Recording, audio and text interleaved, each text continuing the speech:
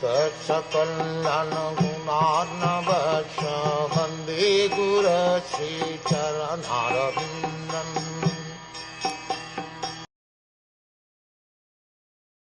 Lord Brahma saw in the Vaikuntha planets the personality of Godhead, who is the Lord of the entire devotee community, the Lord of the goddess of fortune, the Lord of all sacrifices, and the Lord of the universe, and who is served by the foremost servitors like Nanda, Sunanda, Prabala, and Ahana, his immediate associates. When we speak of a king, it is naturally understood that the king is accompanied by his confidential associates, like his secretary, private secretary, aide-de-camp, ministers, and advisors. So also when we see the Lord, we see him with his different energies, associates, confidential servitors, etc. So the Supreme Lord, who is the leader of all living entities, the Lord of all devotee sects, the Lord of all opulences, the Lord of sacrifices, and the enjoyer of everything in his entire creation,